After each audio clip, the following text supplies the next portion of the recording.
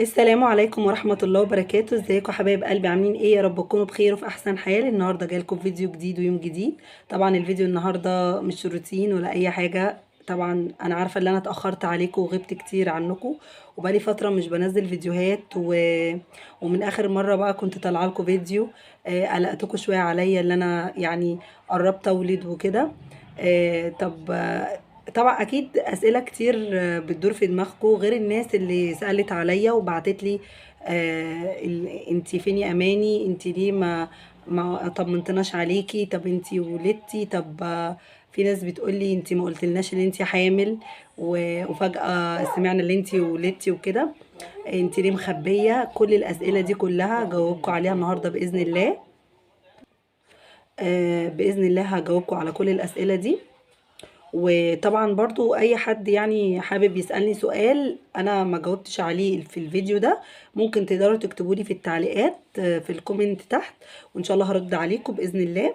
طبعا في بدايه الفيديو كده عايزه اقول لكم ان انا يعني بجد انتوا وحشتوني، ومفتقده التصوير بقى معاكم ومقصره جامد. يعني انا مقصره اصلا في نفسي، يعني انا مقصره اصلا مع نفسي ومقصرة كده في شوية حاجات، بس ان شاء الله مع الوقت هتتعدل وهتتظبط. طيب اول سؤال، انا طبعا مش كاتبة اسئلة خالص عشان اجاوبكم عليها، ولكن انا يعني اي سؤال هيجي على بالي من اللي انا قريته او اللي حد سألهولي او كده، سواء حد قريب مني او حد ما يعرفنيش يعني بيتفرج عليا بس من خلال القناة، هجاوبكم برضو عليه.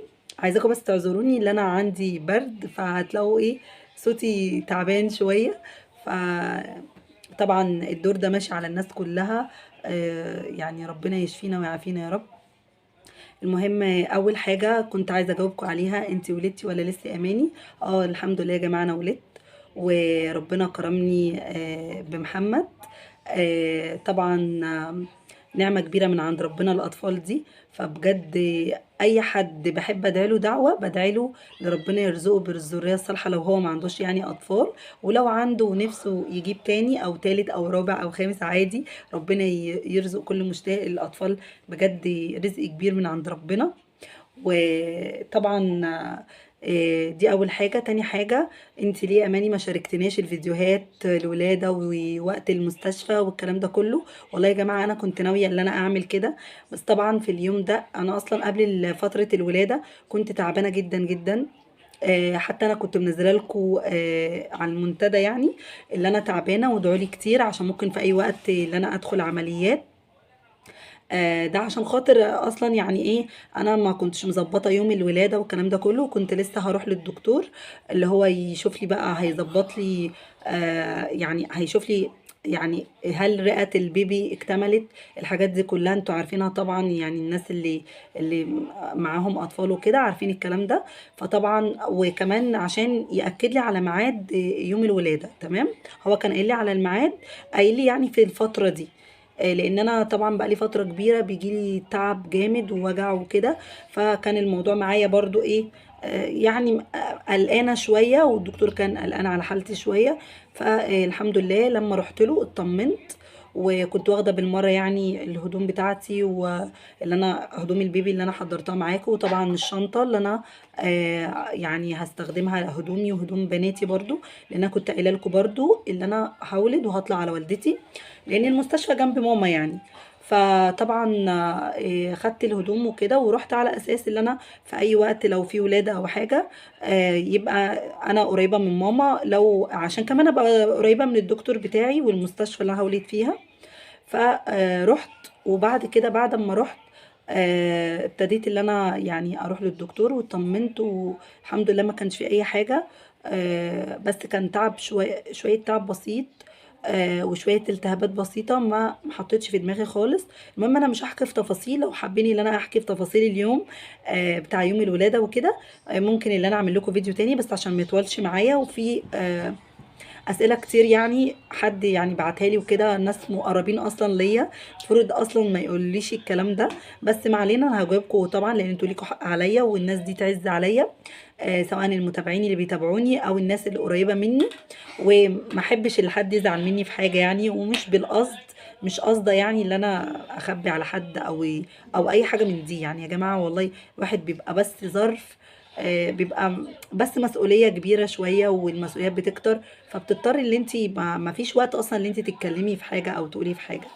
غير طبعا ناس كتير عارفة، يعني انا كنت بنزل اصلا فيديوهات على القناة عندي والناس كلها شايفة بطني، وبطلع اصور يعني روتينات والكلام ده كله، فاكيد يعني الناس شايفاني اللي انا حامل يعني.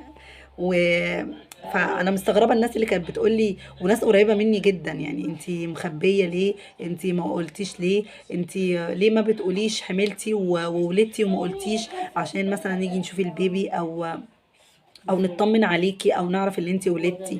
في ناس كتير اتفاجئت ان انا اصلا حامل، يعني ازاي يا جماعه؟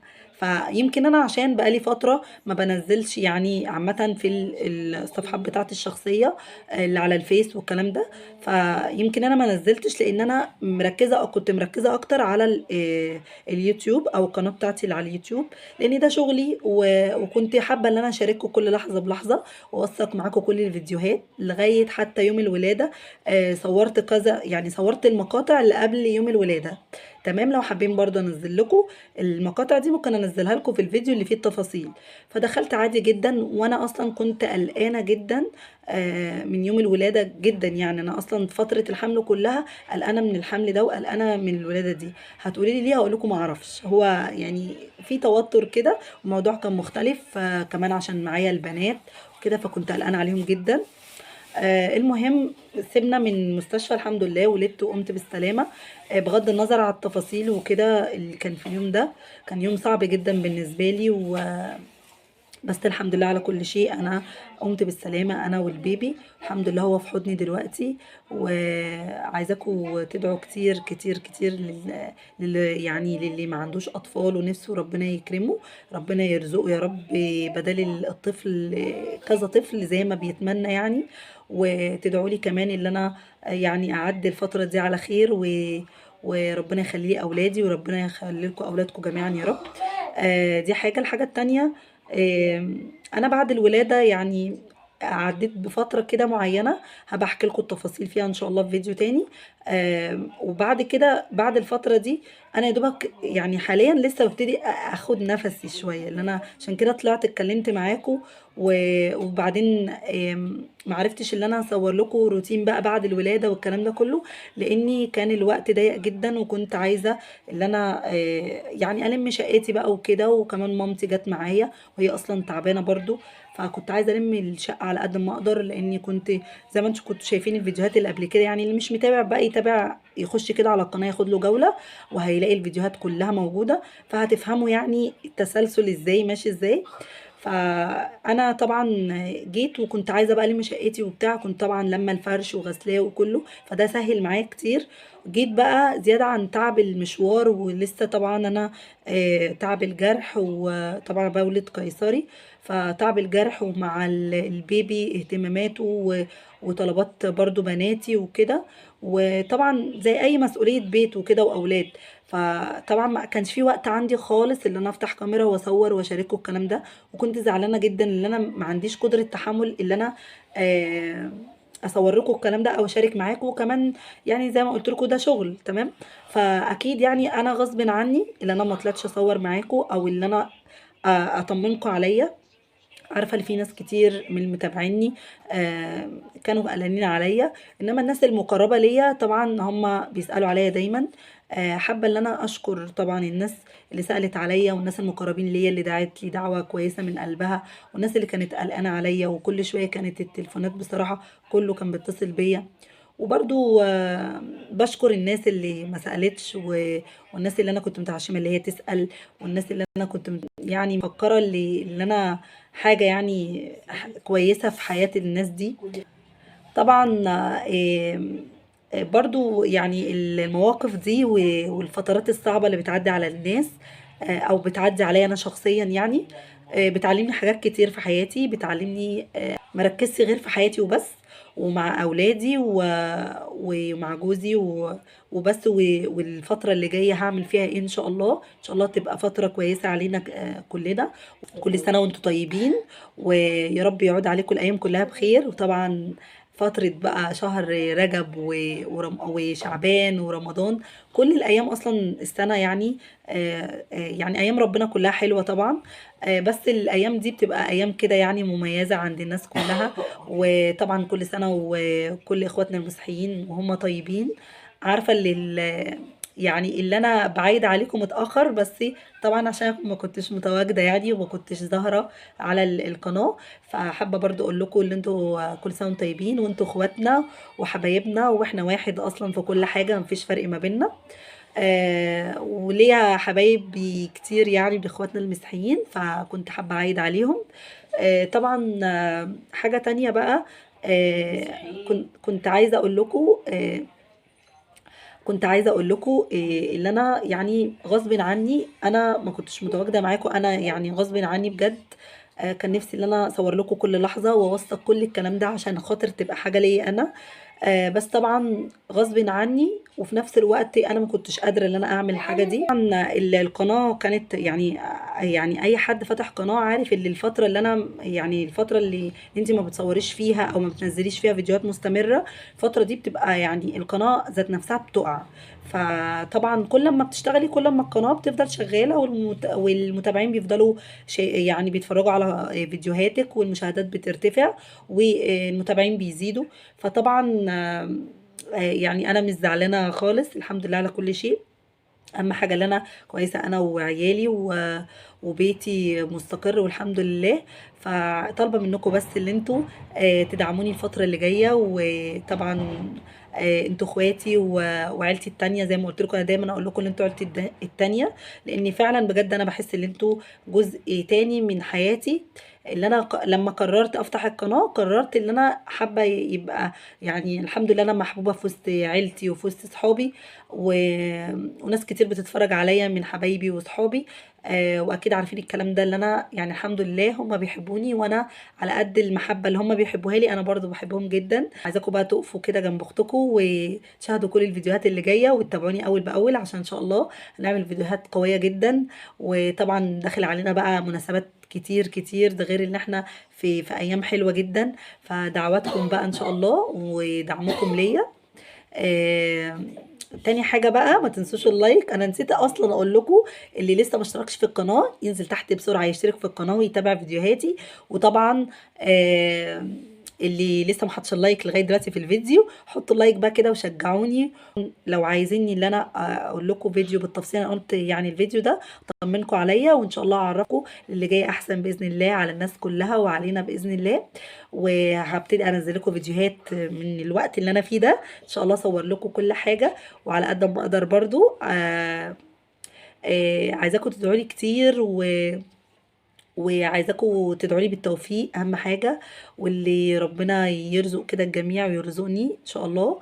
وطبعا ماما كانت عايزه تسلم عليكم كده، هي هتكلمكم كده كلمتين وتعيد عليكم برضو من ورا الكاميرا، لان هي طبعا منورانا، ست الكل منورانا. وهي تعبانه وجت معايا وصممت اللي هي تيجي معايا عشان تبقى موجوده معايا لغايه يعني ايه ما الم الشقه وكده. برغم ان انا يعني اخواتي كانوا معايا برضو وكده ما سابونيش، بس هي برضو هي اساس كل حاجه وهي الاساس. عايزاكم بقى تدعوا لها كده اللي ربنا يشفيها يا رب ويعافيها.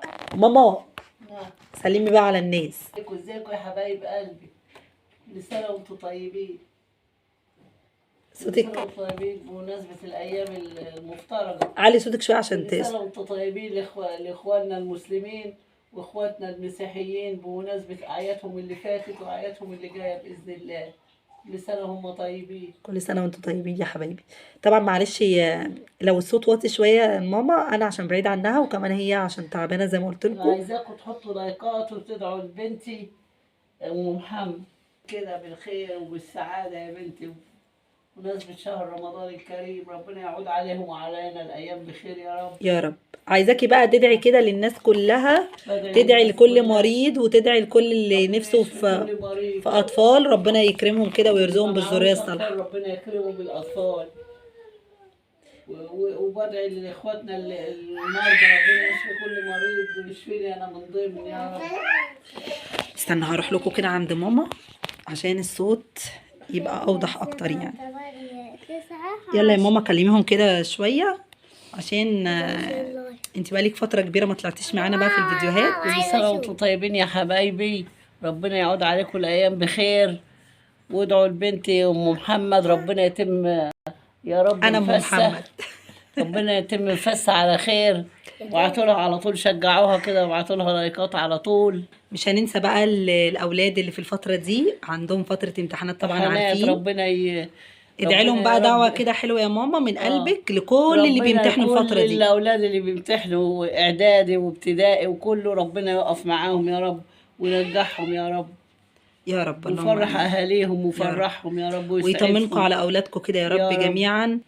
ربنا يوفق أحفادي يا رب كلهم، يخليهم لي يا رب ويصلح حالهم يا رب وينجحهم يا رب، يا رب اللهم امين. وفرح أهاليهم بيهم يا رب على قد ما أهاليهم بتتعب عايزاكي بقى علشانهم. تدعي لي دعوه حلوه يا ماما، انت نسيتيني. وربنا بنتي اللي لسه والدة ديت أم محمد ربنا يخلي لها ام أولادها. روزي بقى، أم روزي ما ينفعش أم تتنسي روزي خلاص. الكبيرة، ما أم ينفعش يا جماعه روزي. تتلغي برضو روزي، روزي يعني روزي دي في الكبيرة قلبي ربنا بنتي يخليهم البكريه. لها. يلا سلمي عليهم كده. قولي. ازيكم يا صحابي، عاملين ايه؟ لايك والاشتراك. طبعا كده خلاص، ده نهايه الفيديو. ان شاء الله الفتره اللي جايه زي ما وعدتكم هعمل معاكم فيديوهات كتيره. عايزه اقول لكم بصوا الدنيا بايظه عندي، الستاندات بتاعتي باظت، بصوا كل حاجه بتبوظ كده الحمد لله. بس انا راضيه بكل حاجه، جت صغيره جت كبيره انا راضيه والله بكل ربنا يديهولي، انا راضيه بيه. وعشان الرضا اللي انا فيه بجد مش كلام، الرضا اللي انا فيه ربنا بيعوضني بحاجات تانية، بيعوضني اللي انا ربنا حافظ لي اولادي وحافظ لي بيتي لغايه دلوقتي بعد كل اللي بيحصل لي ده، فالحمد لله. ربنا يبعد عننا العين ويبعد عنكم العين ويبعد عنكم اي شر يا رب، ويبعد عنكم اي حاجه وحشه، ويا رب يرزقكم يعني فوق ما انتم بتتمنوا يا رب اللهم امين. وبجد يعني انا ان شاء الله مش هقطع معاكم فيديوهات تاني، عايزاكم بس زي ما قلت لكم تدعموني باللايكات والاشتراكات، تخشوا كده تاخدوا لكم جوله. اسيبكم في رعايه الله في فيديو جديد ان شاء الله، وعلى خير ومع السلامه.